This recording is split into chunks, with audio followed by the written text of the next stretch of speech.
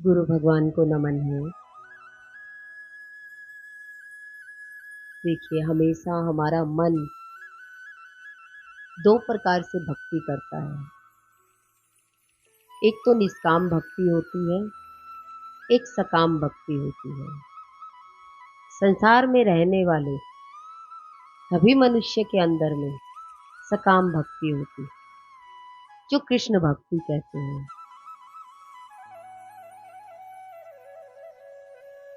परेशानी आती है तो हम कौन से भगवान के पास जाएंगे? संकट दरवाजे पर आ जाता है, तब हम संकट मोचन हनुमान जी के पास, हनुमान जी के मंदिर में जाएंगे। वहां हमारा भाव बनेगा और उसी के अनुसार हमारे शरीर में तरंगे उत्पन्न होंगी। हम सोचने लग जाते हैं कि बालाजी से बड़ा कोई नहीं है। ये सकाम भक्ति है, क्योंकि परेशानी आई तभी आप किसी देवता के पास गए। ऐसे ही जीवन में बहुत सारे देवता होते हैं। कोई राम दरबार में जाता है, कोई कृष्ण दरबार में, कोई माता रानी के दरबार में जाता है। सभी प्रकार के देवता हमारी इच्छाओं और कामनाओं की पूर्ति करते हैं। जैसे जैसे हमारे भाव होते हैं, वैसे वैसे हम देवता चुन लेते हैं। किसी के धन की कमी हो तो वो उसी भगवान के पास जाएगा। किस भगवान के पास? लक्ष्मी जी के पास, क्योंकि लक्ष्मी जी ही धन की पूर्ति करेंगी। पर ऐसा नहीं है कि लक्ष्मी जी आपको और कुछ नहीं दे सकती। और हमारे विचार में आ जाता है, हमारे भाव बन जाते हैं। हम दूसरे भगवानों में अवगुण देख करके हम कहेंगे कि ये काम तो उनसे पूरा होना है, तो हम उधर की तरफ दौड़ पड़ते हैं। पर देवताओं के पास सारी ताकत होती है। जब हम देवताओं को आवाहन करते हैं तो उनकी शक्ति हमारे ऊपर काम करती है। पर हम इतना विश्वास नहीं कर पाते। थोड़े से टाइम बाद हम सोचते हैं कि हमारा यहाँ से काम पूरा नहीं हुआ, अब दूसरी जगह चलते हैं। ये कामनाएं और इच्छाएं हमें दौड़ाते हैं। जैसे एक व्यक्ति बीमार हो जाता है तो एक वैद्य की दवाई लेकर आया, 2 दिन दवा ली, असर नहीं हुआ, तो कहने लगे कि इस डॉक्टर से मेरा कोई इलाज नहीं हो रहा। दूसरे डॉक्टर के पास पहुंच जाते हैं, दवा वही होती है। विश्वास भी उसी तरीके से लेकर चलते हैं। पर हमारा मन जैसे सीजन के फ्रूट खाते हैं, उसी प्रकार हम धन के अनुसार लक्ष्मी जी, और परेशानी आ जाए तो हनुमान जी। इस प्रकार से हम घूमते रहते हैं और फिर हम कहते हैं कि भगवान ने हमारा काम पूरा नहीं किया। भगवान को तो कभी भी आवाहन कर लो, देवताओं को कभी भी आवाहन करो, देवता हमारे सारे काम पूरे करते हैं।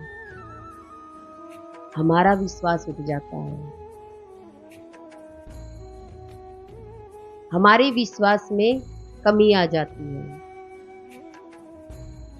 जैसे एक संगीतकार होता है तो वो लक्ष्मी जी की मूर्ति नहीं लगाएगा, वो किसकी पूजा करेगा?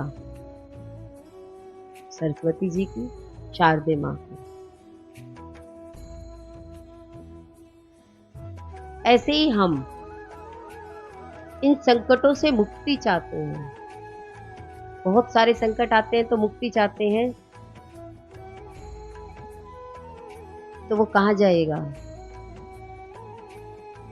अभी बताया कहाँ जाएगा? सोमवार को। व्यक्ति अपने मन में सवाल करता है कि मेरे अंदर में कोई कमजोरी आ गई या कमी आ गई, तो व्यक्ति दूसरे को जल्दी ब्लेम कर देता है। कभी आप अपने आप को देखो कि जिस दूसरे को तुम ब्लेम कर रहे हो, उसके लिए अच्छा कितना करके आए हो? क्या किया है जो वो आपका बुरा करेगा? आपने किया ही क्या है? हमने जिंदगी में उसका साथ नहीं दिया, पर बुरे में मैंने जल्दी से उसका नाम दे दिया कि उस व्यक्ति ने मेरा बुरा किया। पहले आप अच्छाई याद करो कि आप उस व्यक्ति का कितना अच्छा करके आए हो। और हमारा मन हमेशा यही की सवाल करता है, मैंने इतने भगवानों को पूजा, मैंने इतने देवताओं को पूजा, पर किसी देवता ने मेरी नहीं सुनी। ये हमारे मन का सवाल होता है, प्रश्न होता है। सब देवताओं को हम फेल कर देते हैं। जब एक को छोड़ के दूसरे पर जाते हैं, इसका मतलब तो आपने देवताओं को ही फेल कर दिया। भक्ति कुछ की नहीं, कर्म कुछ किया नहीं भगवान के लिए। मंत्र थोड़ा सा करेंगे और फल की इच्छा तुरंत करेंगे कि हमें जल्दी इसका फल मिले, और ना मिले तो दूसरे को पकड़ लो, तीसरे को पकड़ लो। दूर दूर व्यक्ति जाता है, पर अपनी व्याकुलता को नहीं देखता, अपने दुख को नहीं देखता। इस दुख का समाधान मुझसे होगा। देवताओं का आवाहन करो, और देवता सब पूर्ण करते हैं, पर हम सच्चे दिल से, सच्ची आस्था से नहीं कर पाते। इस पर गुरु हमें कहते हैं कि भगवान तो सबका ध्यान रखते हैं, भगवान सबके काम पूर्ण करते हैं। जैसे नरसिंह मेहता का भात किसने भरा? भगवान आए। आपकी गर्भ में रक्षा किसने करी? भगवान ने करी। द्रौपदी का चीरहरण हुआ, उसकी लाज किसने बचाई?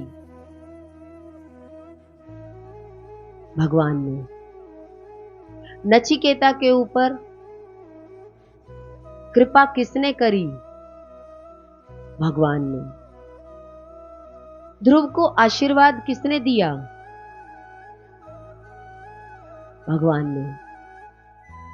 बहुत सारे भक्त ऐसे हुए हैं जो प्रत्यक्ष हमारे सामने उदाहरण है। सबकी रक्षा भगवान ने की,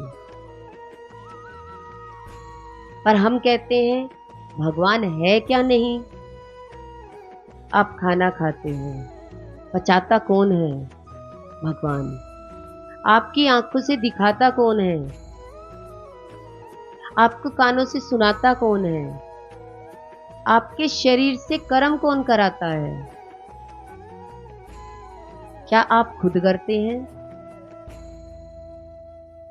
फिर भी हमारा प्रश्न बना रहता है, भगवान मेरे लिए नहीं खड़े। कितने गलत विचार आते हैं कि भगवान ने मेरी रक्षा कभी नहीं करी। भगवान ने आज दिन तक आपको जिंदा रख रखा है, तो भगवान ने रख रखा है। कोरोना में कितने सारे लोग चले गए, आप जिंदा हैं, फिर भी आपका सवाल बना हुआ है कि भगवान मेरा ध्यान नहीं रखते, भगवान ने मेरे लिए कुछ नहीं किया। राम जी ने अपनी लीला दिखाई प्रत्यक्ष धरती पर आकर के।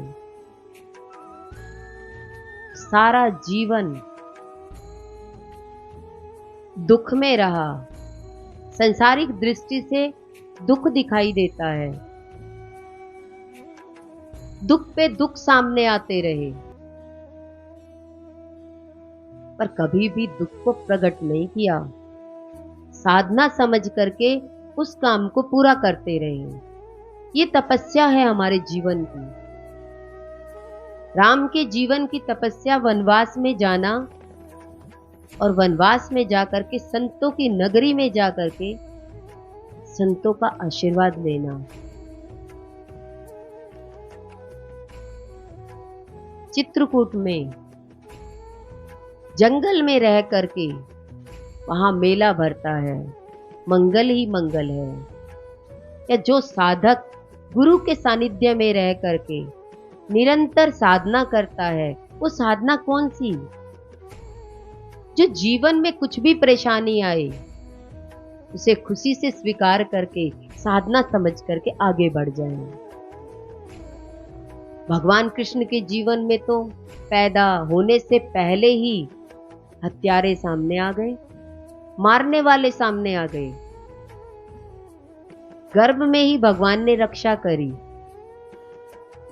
पैदा होने के बाद से लेकर के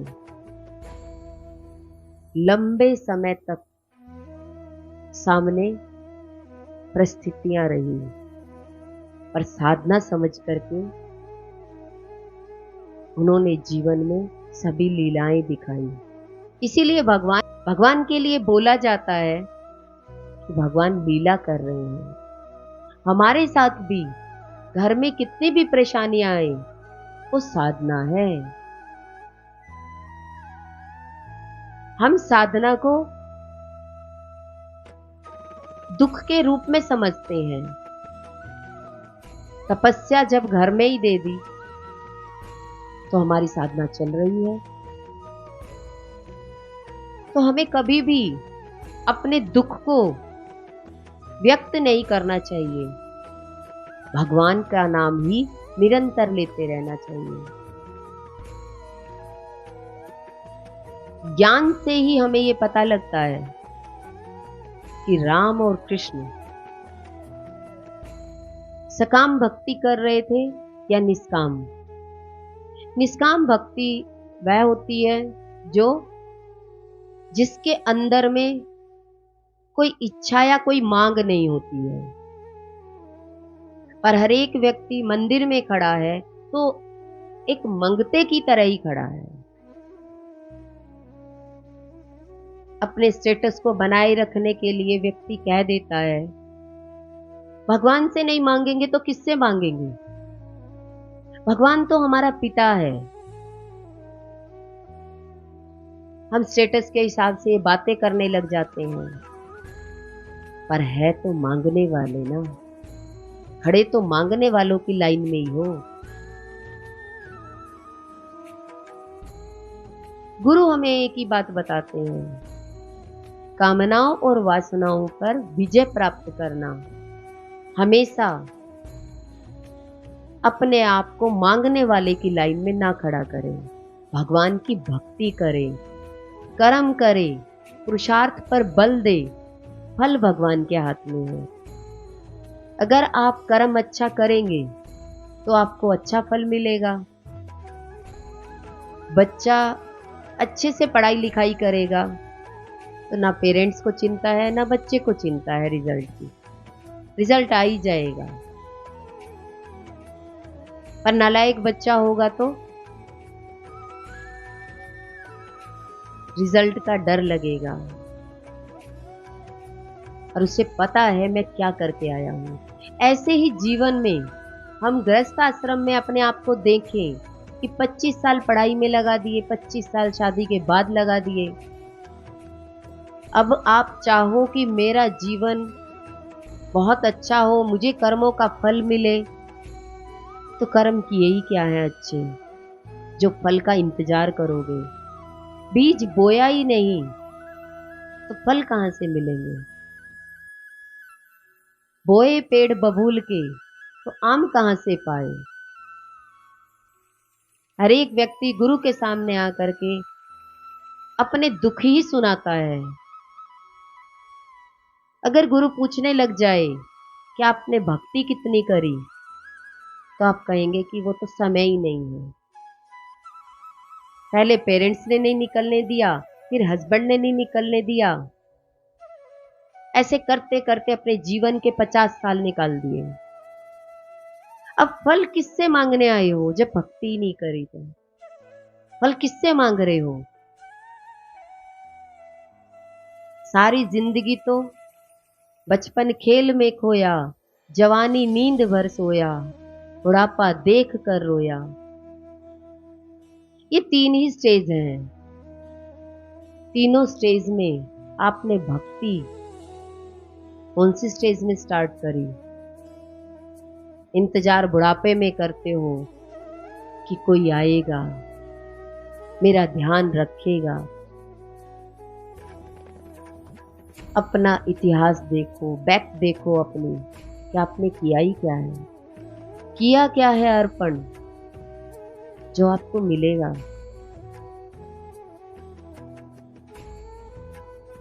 इससे गुरु हमें समझाते हैं कि पैदा होते ही गर्भ में ही भगवान ने आपको साक्षात्कार कराया। निकलने के बाद हम इंतजार करते हैं कि माँ बाप भगवान में लगाएंगे। पिछले कर्मों के कारण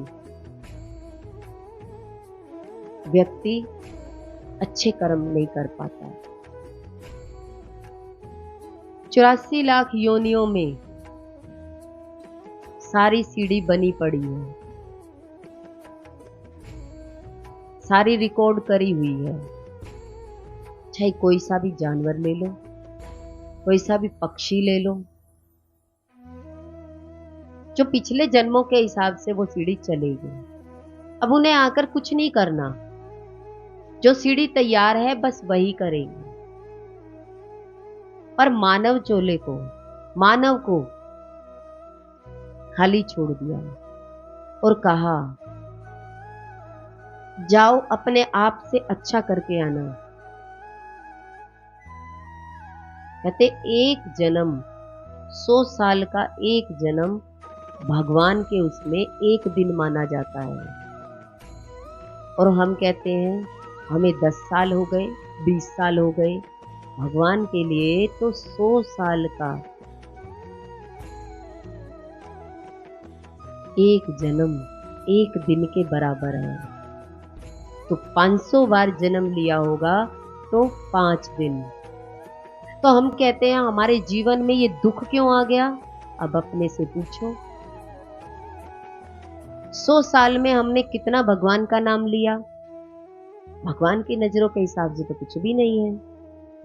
व्यक्ति नाम जप की काउंटिंग करेगा, चलिया लेगा, भगवान के लिए दान करेगा, कितने पुण्य इकट्ठे होंगे? कितने पुण्य इकट्ठे होंगे? अपने आप से पूछो। हम कहते हैं ये मेरे जीवन में दुख आना नहीं चाहिए था, मैंने किसी का क्या बिगाड़ा? आज से 1000 साल पहले आपने क्या किया? क्या आपको याद होगा? नहीं, आपको याद नहीं है, उस काल को याद है। उस काल को सब कुछ लिखा पड़ा है। जो आप करके आए हैं उसी का फल आज मिलता है। पर हमेशा हम भगवान के सामने कहते हैं भगवान हमने कोई बुरा काम नहीं किया है। तो भगवान एक ही बात कहते हैं, कल लिस्ट बना के लाना, अब तक के जीवन में कितने अच्छे काम किए। आज दिन तक अपने पिछले जन्मों का भुगतान ही करते आ रहे हो या कुछ अच्छा भी कर रहे हो उसके साथ। तो भगवान ने इंसान को अगला जन्म देता है तो खाली छोड़ देता है। कहते अब की बार मैंने आपको कुछ भी काम करने को नहीं दिया, कुछ रिकॉर्ड करने को नहीं दिया। पिछला ही खाता पूरा करते हुए इस जन्म में आज अच्छे करना। और व्यक्ति कितने अच्छे करेगा? पूछो तो कहेंगे सत्संग के लिए समय नहीं है। ये प्रारब्ध ही तो है, हमारे बड़ों ने मना कर दिया। आप भगवान कहते हैं पिछले जन्मों का रिजल्ट है ये। क्योंकि प्रारब्ध में कुछ अच्छा है ही नहीं। इसलिए हमेशा धीरज रखना चाहिए, धैर्य रखना चाहिए। गुरु भगवान को नमन है।